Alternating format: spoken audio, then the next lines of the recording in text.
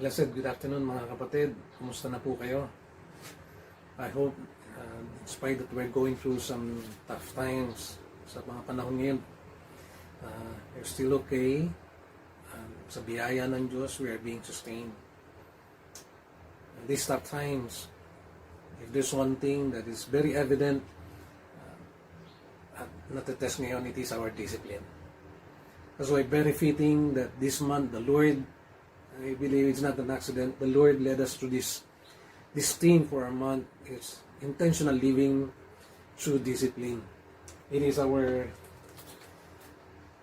topic for the past weeks that I've been sharing to you the Word of God, and even now. In fact, lahat po naman tayo, if you listened last Friday, I shared to you something about social distancing. Ano po?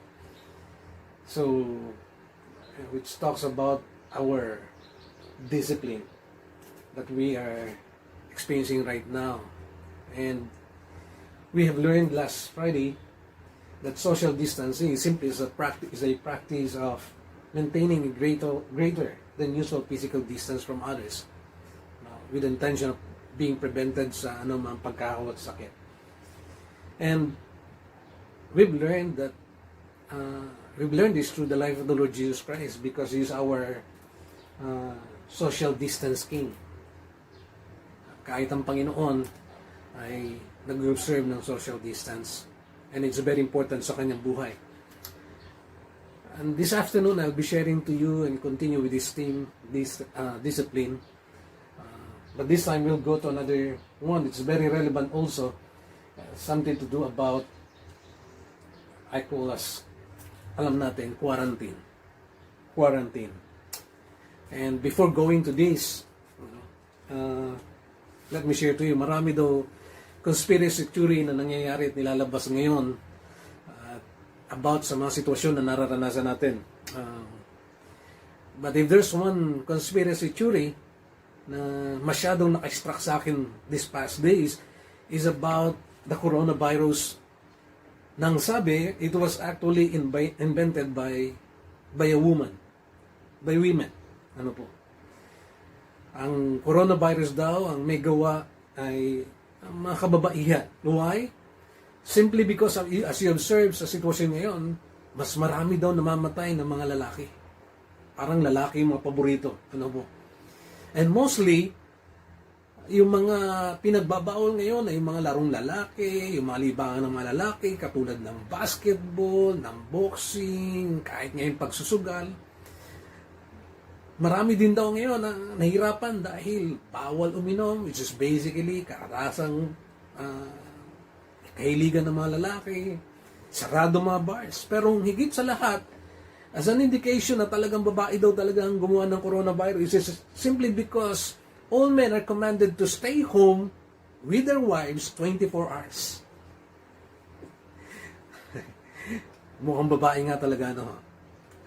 Yeah. But seriously, when we talk about quarantine, ano po, it's simply a stricter or specific means of social distancing. Ano po? And it is designed or defined in the dictionary as the isolation of a person for a period of time intended to prevent any contagion of a disease. Again, let me repeat this. Quarantine is the isolation of a person for a period of time intended to prevent any contagion of a disease. At meron ng dalawang uri ng quarantine na nakikita natin sa ngayon at alam natin. First is yung mandatory quarantine, which is ordered kadalasan ng authorities for us to observe. We're placed in a mandatory quarantine. Ano po? Ito yung talagang obligado ka. Now, the voluntary quarantine or self-quarantine is, again, it is your personal choice. Ano po? It is your decision. And normally, yung tawag po natin dyan is self-quarantine. Our government, at the start, as I've said, naranasan ko po yan, at the start, nung ibaba sa atin, yung tinatawag na community quarantine dito sa atin sa Pilipinas.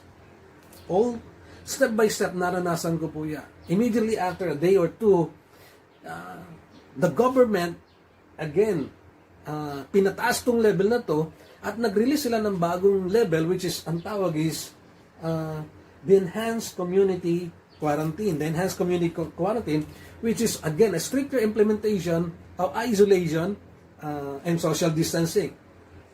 Every one of us, in a sense, is actually under this quarantine right now. And we are part of this quarantine. In fact, we are members of ang tinatawag na quarantine. The quarantine. So kahabagi ka, kasapi ka doon sa tinatawag na team para sa mga nagka-quarantine. So, if you may ask, kung may katabi ka dyan, you may ask, kumusta na yung ka-teammate mo? Pwede mo siyang tanungin, kumusta ka na teammate? How is your quarantine right now? Kumusta na yung pagka-quarantine mo? This afternoon, I'll be sharing to you about the spiritual benefits of quarantine. The spiritual benefits of quarantine. Ano bang may bubunga talaga ng quarantine niya? And let me propose this truth to you, this simple sentence that will summarize our study this afternoon. That quarantine isn't just designed, it's not just designed for our self-isolation, but for our spiritual invigoration. Again, quarantine is not just designed for our self-isolation, but for our self-invigoration. Our text this afternoon will be coming from the book of Daniel. Alam na po natin siguro yan, primarily from chapter 1. I may not be reading the passage, but along the way, I'll be quoting this text to you and showing this text to you para po sa ating pag-aaral. But briefly, I'd like to you in that situation na kung saan, I've shared this to you many times, that the Judah and Israel were actually gone for another captivity. They were in bondage. Ano po? Anong Babylonian Empire. They were captured.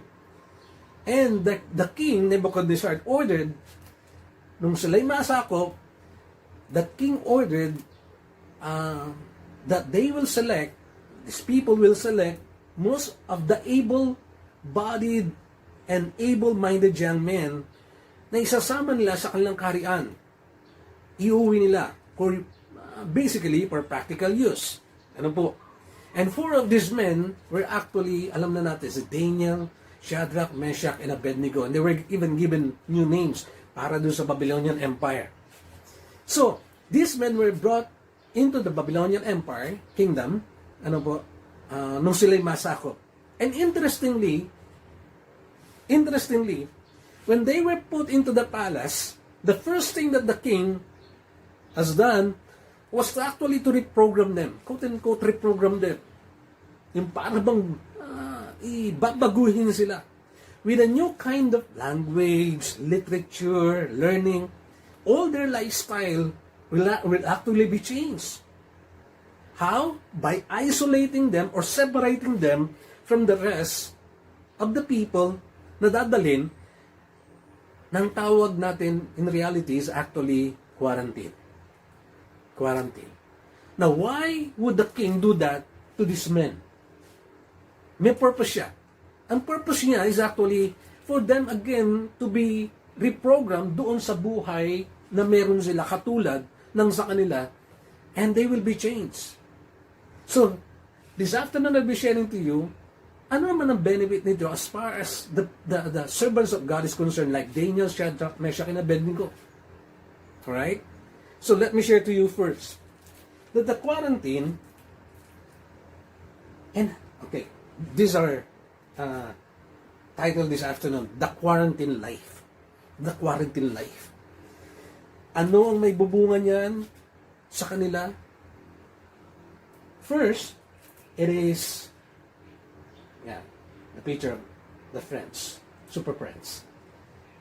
Ano may bubunga yan? Personal discipline. Quarantine enhances our personal discipline. Yan ang unang-una sa lahat. Ano po?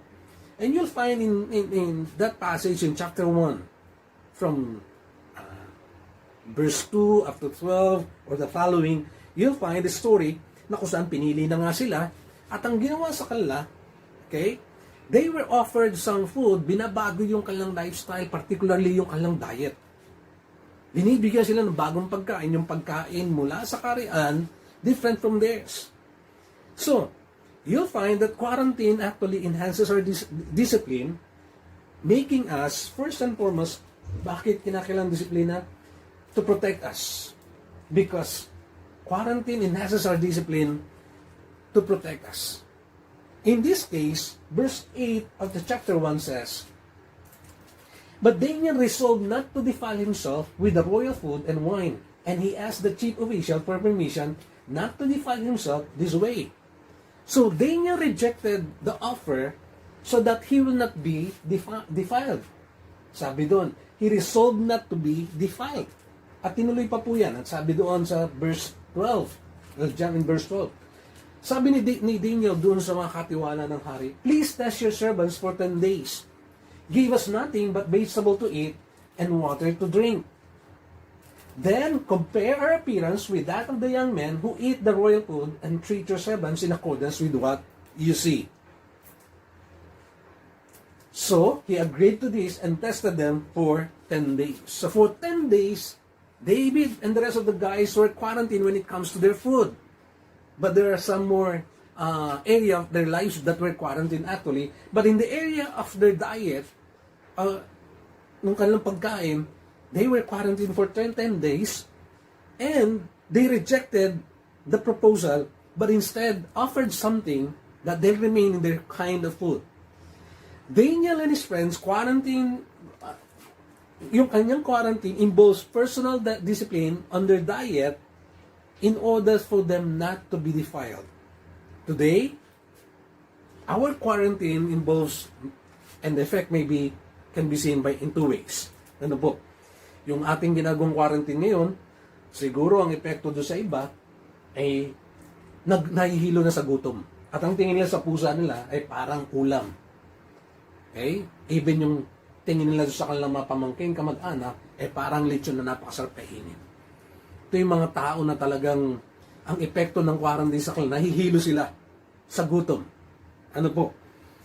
Alright?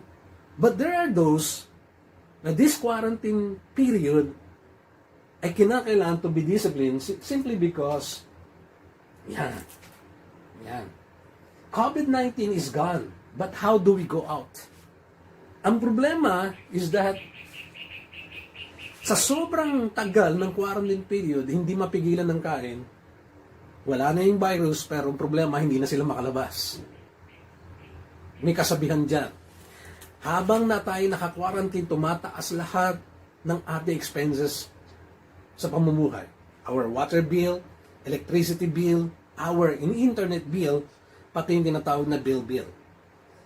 Yun lang problema kapag tayo naka-quarantine. Alright? So, ang delikado, meron ng bagong term ngayon para sa mga ganon. Ang tawag is quarantine.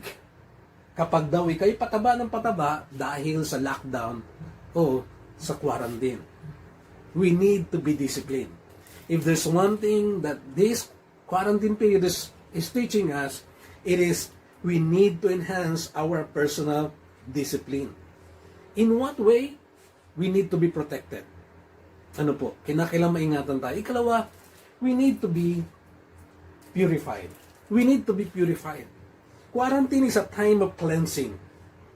In what way? One is for physical aspect ng buhay natin. Some may be in the area ng ating values sa buhay. We have lots of distorted values na kinakailangan maayos. One of them is actually in the way we are so engrossed with our technology right now. Alam na natin do, hindi na po bago. Marami ng epekto ang technology sa ating buhay sa ngayon. Di ba? Si Daniel and his friends actually, they're quarantined. At the end of the 10 days, they look healthier and better nourished than any of the young men who ate the royal food. Ito maganda. Pagkatapos na sila pigilan, kumain, after that period na binigay sa kanila, ang lumabas, mas malusog sila and better nourished than any of the young men who ate the royal food. Can you imagine? Because of the quarantine. They were disciplined actually. They had undergone a tremendous discipline physically. So the guard took away their choice food and the wine they were to drink and gave them vegetables instead. So the guard was convinced. It was sustained. yung kanilang pagkain. Now, the problem today is that the second thing that we have to be concerned with is about why do we need to quarantine ourselves? Why do we need to undergo quarantine? One is for protection, another one is purification. Sometimes because yung mahalaga sa buhay natin nagbabago na, as I've said, even the technologies. And in this picture, you can see, obviously, the problem. Di ba? Isang nanay na supposed to be ay padidehan ng anak ng kanyang gatas, but because he is so engrossed to the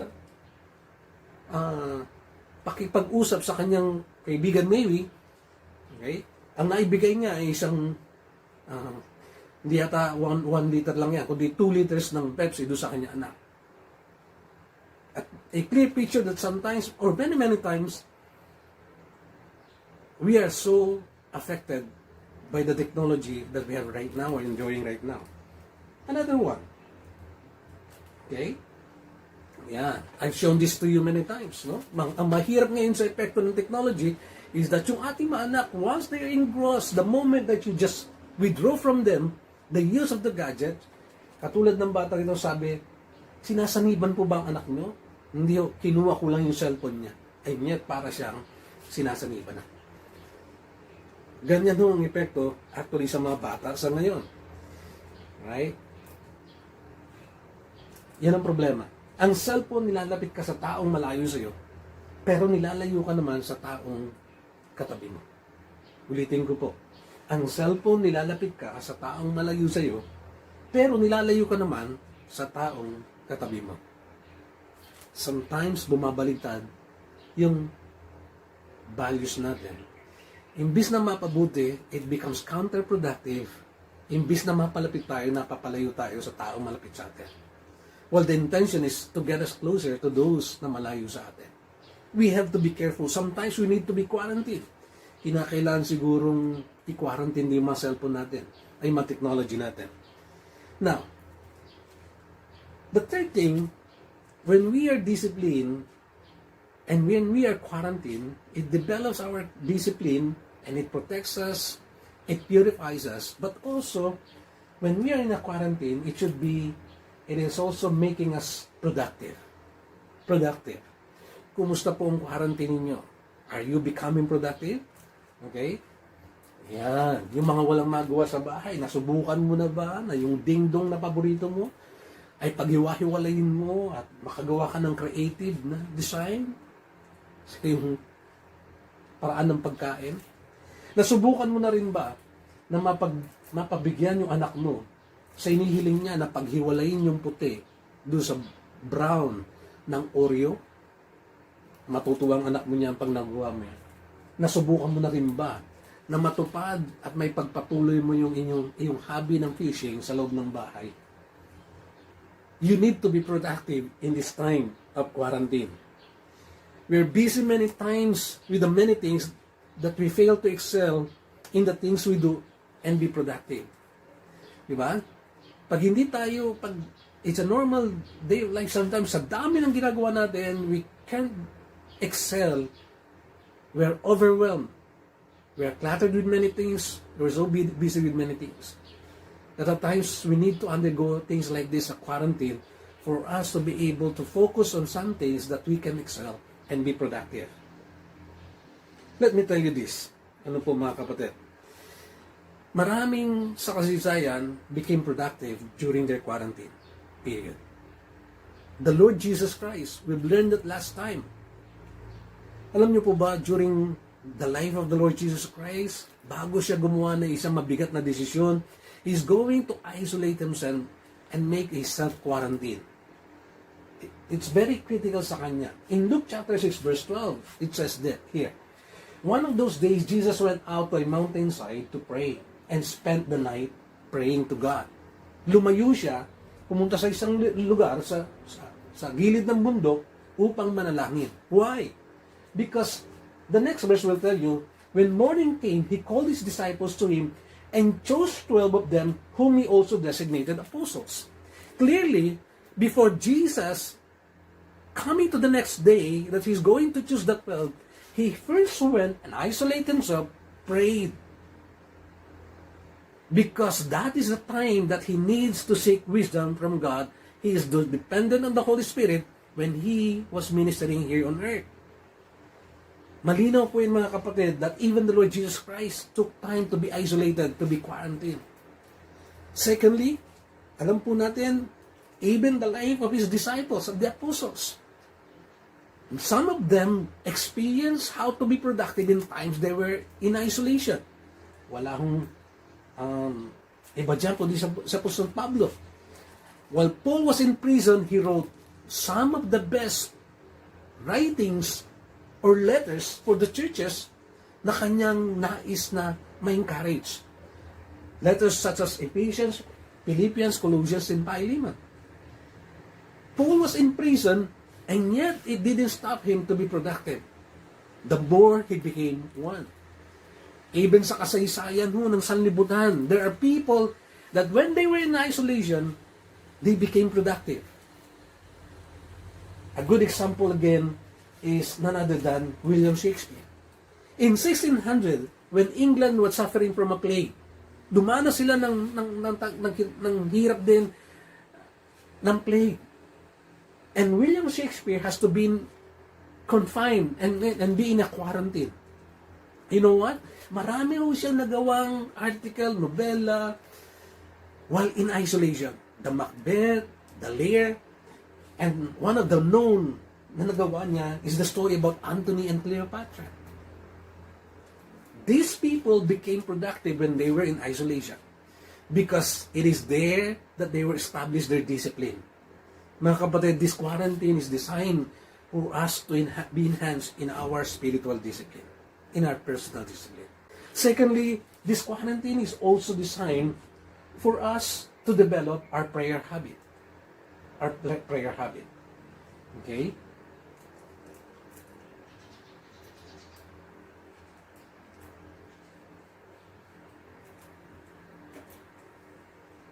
Kailangan po natin ma-develop yung ating prayer habit. Why?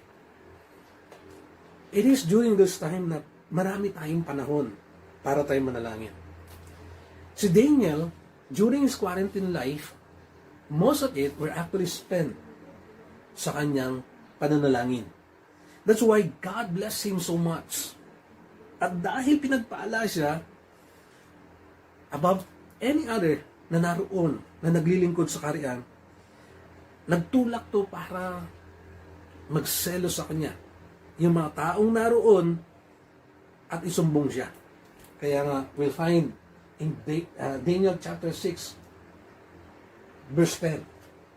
Now when Daniel learned that the decree had been published, he went home to his upstairs room where the windows opened toward Jerusalem. 3 times a day, he got down on his knees and prayed, giving thanks to his God, just as he had done before.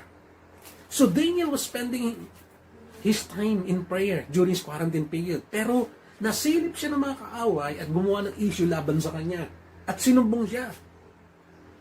But in spite na nakagawa ng batas laban sa ganoon na manalangin, Daniel continued on. Sabi sa talata na ito, just as he had done before, nagpatuloy pa rin siyang manalangin. Ang nakikita po natin mga kapatid dito is Daniel's time was not, or prayer time was not actually situational. It means, he wasn't praying because there's already a problem. No. He was already praying even before there was a problem, and in spite that there is already a threat in his life not to pray, there was already a law. Yet, Daniel remained praying. Again, Daniel's prayer is not situational. It is not dependent on situation. It was actually a habit. Bahagi at lifestyle na ng buhay ni Daniel ang manalangin. That's why, mga kapatid, dapat ito yung matuklasan natin. The reason why at times dinadala tayo ng Panginoon sa mga ganitong sitwasyon is to wake us up and kumustahin tayo sa ating pakipag-usap sa Kanya. Because this should not be the situation that prayer should only be stirred up during a situation. It should be a part ng ating buhay. It should be a lifestyle. Because there is a saying, may kasabihan po, if you only pray when you're in trouble, you're really in trouble. Kapag nananalangin ka lang, kapag may problema ka, malaki yung problema mo. May problema ka talaga. Why? Because, again, prayer is not a spare wheel that you will pull out when you are in trouble. But it should be our steering wheel that directs our daily travel in life. Hindi lang siya reserbang gulong na gagamitin mo kapag namoblema ka na, nasiraan ka na. Dapat siya yung manibela, magpapatakbo ng buhay mo sa bawat araw ng paglalakbay mo dito sa lupa. That is prayer, and that is Daniel's lifestyle in prayer. Madalas po sa atin, ang reason natin, di ba? Kung bakit hindi tayo nakapanalangin, walang time, kulang sa panahon. Now, with this situation, we have so much time, and we have no reason to pray, mga kapatid. In fact, we have really a serious reason to pray. Kailangan po natin manalangin. God has given us this quarantine period. Kumusta na po yung prayer time ninyo? We now have enough time to pray. And our prayer time should lead us to 3 things. First, dapat yung panalangin natin magbunga sa atin na suriin sarili natin. Di ba? Sabi ni David sa kanyang panalangin, "Search me, O God, and know my heart. Test me, and know my anxious thoughts." At dinugtong niya,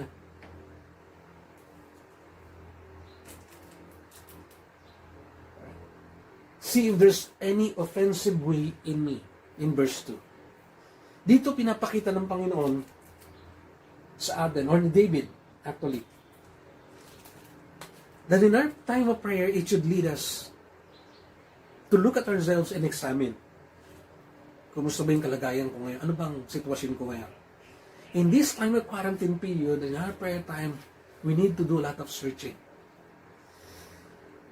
Last week, I had an opportunity to talk with a good friend of mine na nandyan taga Dubai.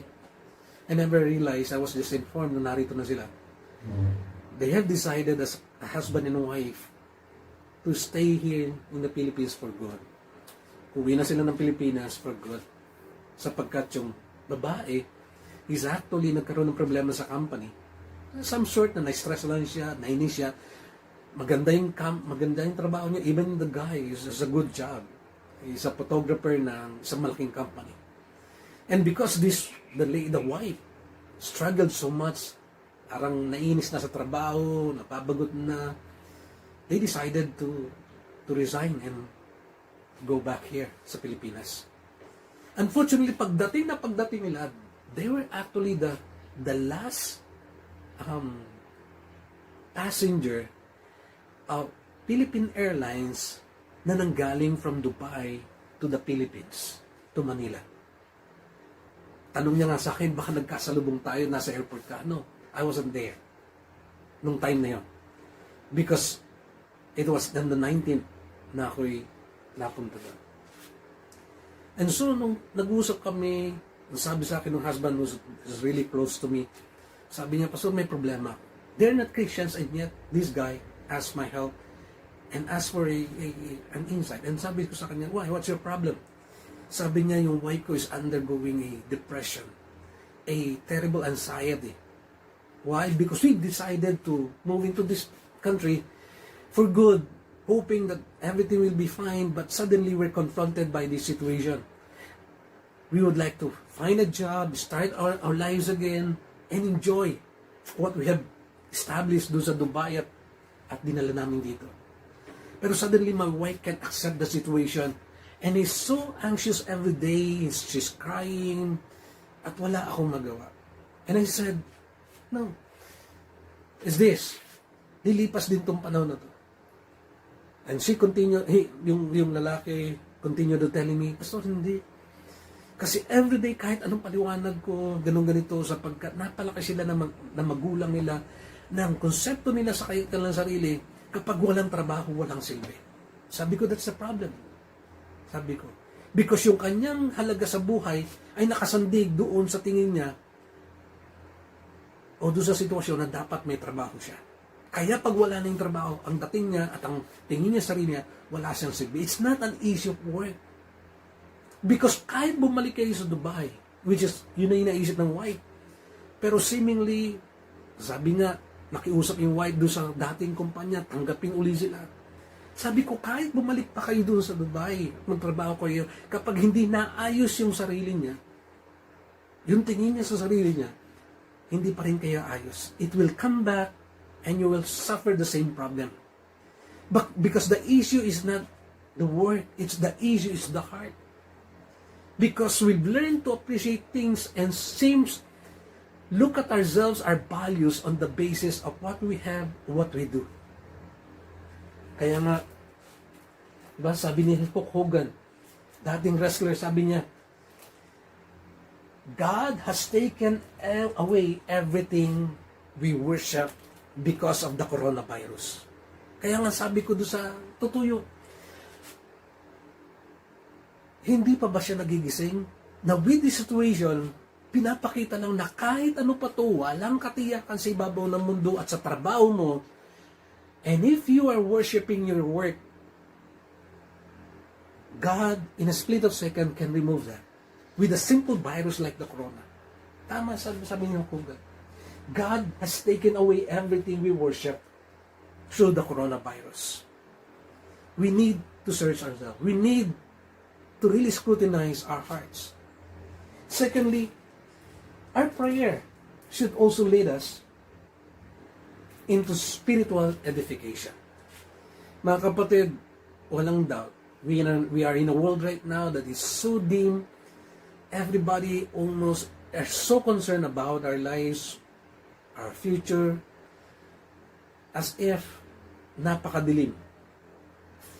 Fearful and anxious ang mga tao. Today, we need to go down and pray and seek God. Not only to seek God, but also find our strength in Him. To experience self-edification or spiritual edification. Sa panahon na napakadilim ng mundo at sa tingin ng mga tao na walang pag-asa, it is time now to pray and look at to our God na siyang liwanag at magbibigay sa atin ng pag-asa. That's why one time, when I'm meditating, this song came out. A very old song and yet so meaningful and truthful in our time today. Ang title niya is Turn Your Eyes Upon Jesus. It's an old song and yet napakasarap balikan sapagkat totoo yung kanyang kahulugan. That we need to look at God in times of crisis. It just says like this, turn your eyes upon Jesus. Look full in His wonderful face.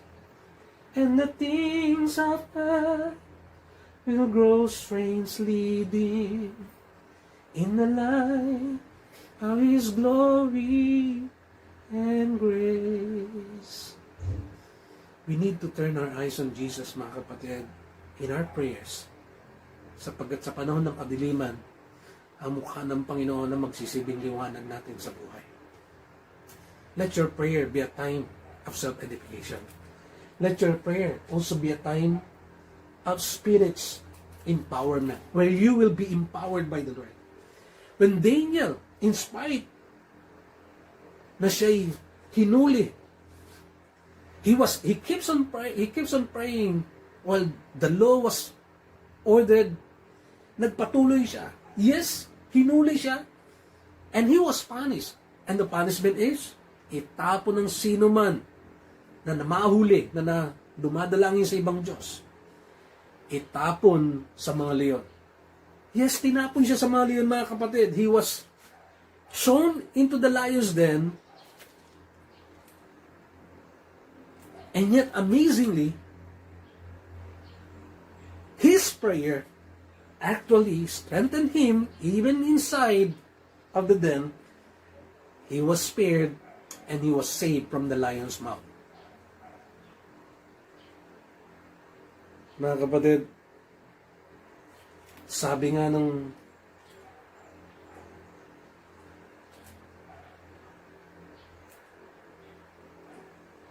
let just me share this to you. When prayer becomes your habit, miracle becomes your lifestyle. Pag ang panalangin nagiging bahagi at lifestyle mo na, yung himala ay magiging natural na lamang sa iyo. For Daniel, since prayer is his lifestyle, it is normal for him to experience God's miracle. He was spared from the lion's den, lion's mouth. Kung naniniwala po tayo today that our only source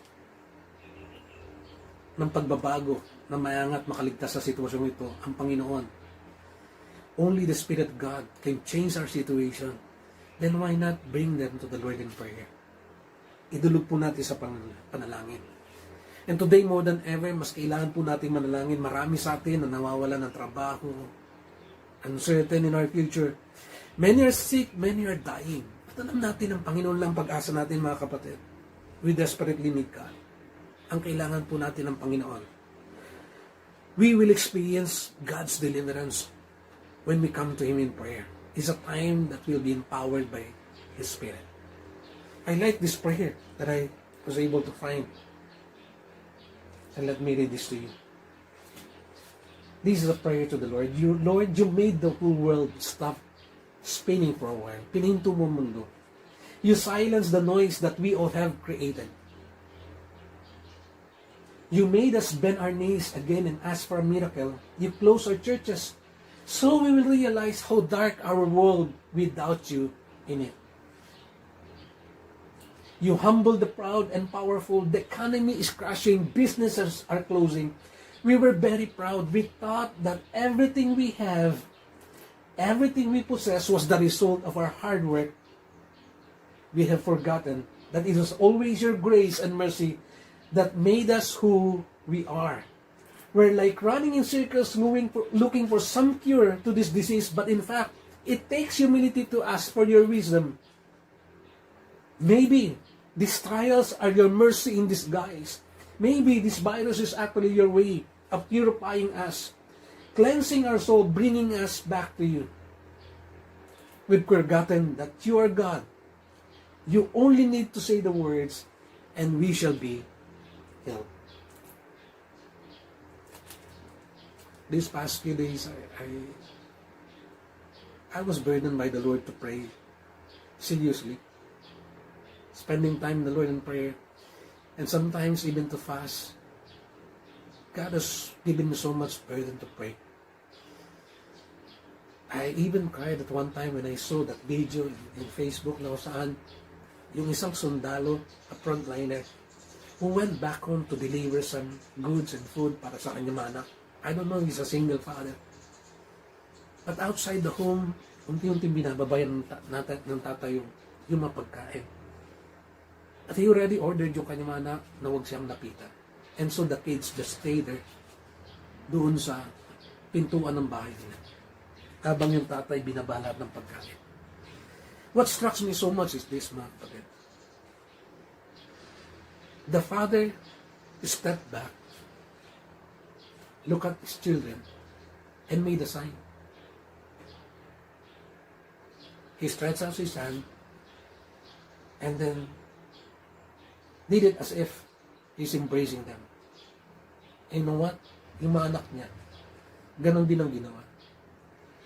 They were just using that moment, that gesture, to show how they miss one another, how they want to hug each other.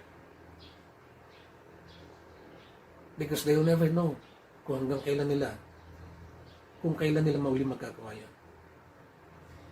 Twice the father did that, and the children also did that, as if they're embracing apart. Ang layo ng bata, tatlo yung kanyang anak. Ganon din siya.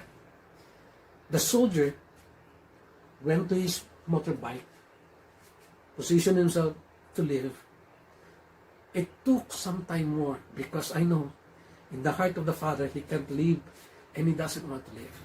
But he has to. Ang tagal niya umalis. He made a gesture again of embracing them.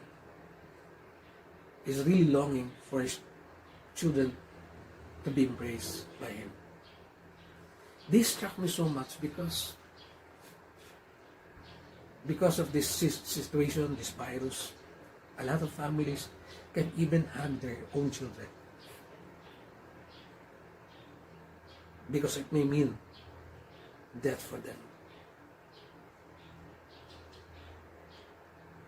And this lead me really to pray hard, to pray seriously, and even to fast at times. Right? Simply recognize that to get our nation back to its feet, we must first get down on our knees. Kailangan natin ulit lumod sa panalangin, bumalik sa Diyos sa magitan ng panalangin. Mga kapatid, this quarantine period is time for us to pray. Let's go down to our knees and pray. Thirdly and lastly, this quarantine should enhance our practice of faith. Should enhance the practice of faith, of our faith. You see, again, the friends of Daniel, Shadrach, Meshach, and Abednego, were placed in a situation that after Daniel interpreted the dream of the king, early the next morning, the king made a huge statue, gold statue, image, where everyone were asked to bow down. I don't know if it was his image, but it was a golden image. And every citizen was commanded to bow down. But right then and there, when they were bowing down, the friends of Daniel actually remained standing. Hindi sila sumunod. They chose to follow God. Kaya nung tanungin sila,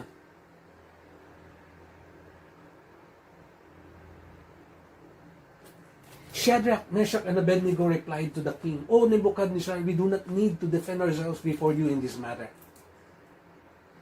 If we are thrown into the blazing furnace, sapagkat yun ang kabayaran ng hindi nila pagluhod, the God we serve is able, kaya ng Diyos na iligtas kami from it, and He will rescue us from your hand, O King. But this is what I like. But even if it does not, we want you to know, O King, that we will not serve your gods or worship the image of God's gold you have set up." Nais po namin sabihin na hindi kami luluhod dyan sapagkat kami sasamba lamang sa aming tunay na Diyos. Naniniwala kami kahit pa itapon mo kami sa napakamainit na apoy. Our God can save us. Pero kung di niya man kami iligtas, hindi pa rin kami luluhod. We will not worship the image of gold that you have set up. The kings were struck. He loved these guys also. But he was forced because of the decree, because of yung mga taong nasa paligid at yung mga taong naglagay sa kanila sa ganung kalagayan. So they were thrown into the burning, sabihin natin, pugon. But again, this guy, because of their faith, they were spared. Alam natin. They were spared and they were saved. Nailigtas po sila. Because they declared their faith in the God whom they worship. Hindi sila natinag kahit na ang kabayaran ng kalang pananampalataya ay maging yung kalang kamatayan. But because of their bold faith, they remained steadfast and they were saved. Why? Because there's a saying, mga kapatid,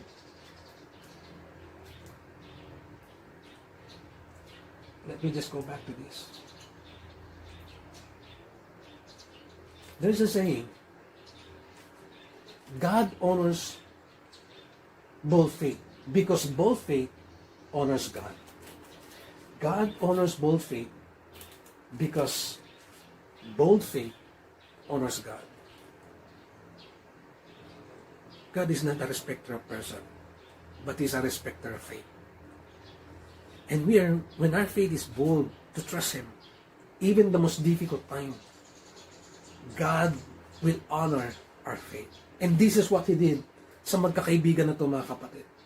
They were spared from the burning furnace.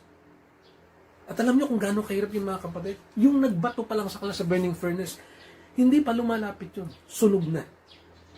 But these guys, the friends, they were spared. Again, regardless of our situation, mga kapatid, in times like this, the Lord is teaching us to trust Him and be bold in our faith. This past few days, marami nagtatanong sa akin. They were asking, Pastor, babalik na ba talaga ang Panginoon sa mga sitwasyong katulad nito, nangyayaring ganito? And my common reply, lagi pong sagot ko sa kanila is this: hindi ako masyadong concerned sa panahon ng pagbalik ng Panginoon. I'm more into how can I prepare for that coming of the Lord Jesus Christ.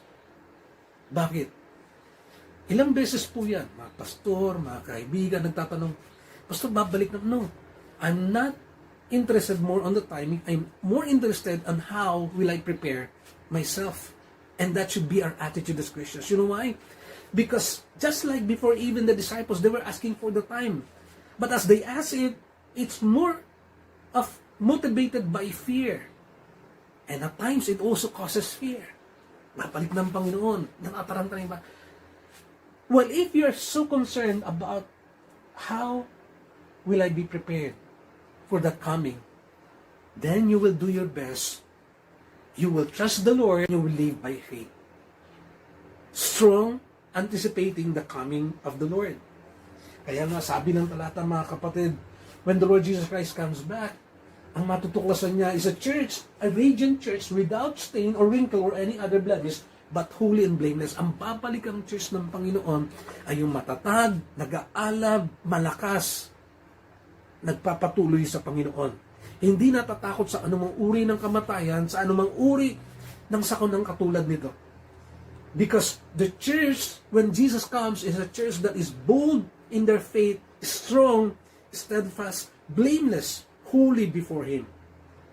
This means, mga kapatid, na tayo mga Kristyano, babalikin ng Panginoon na nagtatagumpay. And how? Again, the Apostle John says, this is the victory that has overcome the world, even our faith. Who is it that overcomes the world? Only he who believes that Jesus is the Son of God. Paano tayo magtatagumpay sa mundong ito at sa sakunang ito sa magitan ng ating pananampalataya? That's why regardless of our situation, we don't need to be afraid and be intimidated. When we trust the Lord, God can carry us through in this situation. Why? Because there is a saying, faith is not just asking God to quench the fire, it is about trusting God to keep you through the fire. Ulitin ko lang po. Faith is not just asking God to quench the fire, it's about trusting God to keep you through the fire. Ang totoong pananampalataya, hindi lang yung nananalangin, Lord, alisin mo itong bagay na ito. No. Kundi yung pananampalatayang nagsasabi, Lord, sa kabila nito, sasamahan mo ko. At totoo yun. Because when the people in the king were looking at the friends of Daniel, nagulat siya sapagkat doon sa nag-aalag na pugon, nagulat siya sapagkat 3 lang yung tinapon nila, pero nakakita siya ng 4 na nilalang. Why? Because God was with them in the fire. They're not consumed.